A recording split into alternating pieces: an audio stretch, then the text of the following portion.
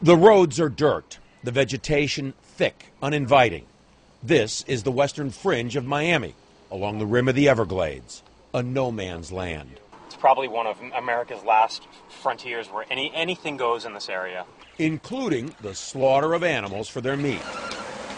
Richard Kudo has been on a crusade to shut down illegal slaughterhouses, operating without licenses, no health or agriculture department oversight. So what I'm showing you today are the 10, 20, 30, 40, 50 slaughter farms that you can see from the roadside. In most places, only the driveways are visible. Tarps are strung along the fence line, hiding what goes on. Customers, ordinary people attracted by word of mouth, line up in cars waiting to go in. From the road, a rare glimpse of a butcher carving a pig.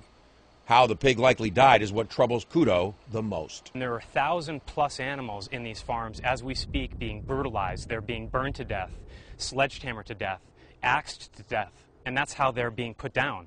And you've seen all this? And I've seen all this. Armed with his handycam, Kudo simply walks right into dozens of slaughterhouses.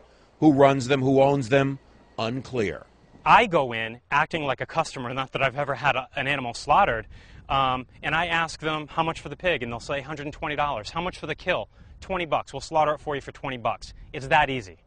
On the bloody tables, knives, a machete, a sledgehammer, an axe.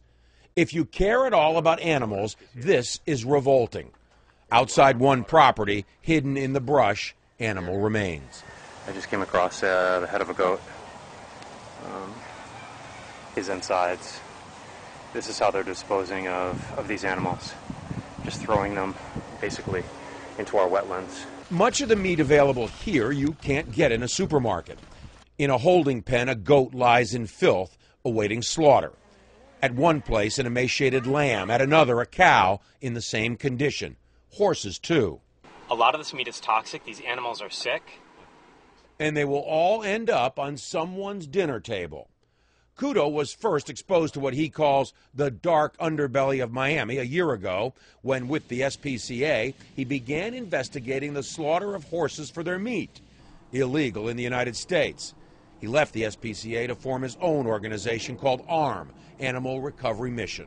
Kudo took his story and his videos to every local agency he could think of with oversight. Kudo says they listened, but nothing was done. The man in charge of enforcing the county's environmental regulations told me his inspectors have passed to other agencies information about shady activities outside their purview. And in this case, is it you have done that, or yes. Is it safe to say that you guys have done that? No, yes, we have done that. Why then was nothing done?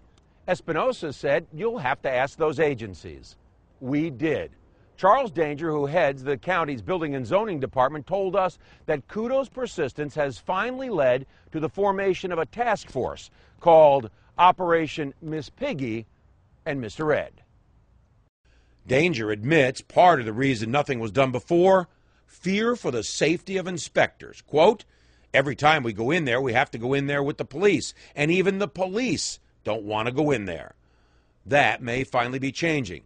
Kudo says he'll stay on them until it does. All they have tried to do is shut me up, and that's not possible.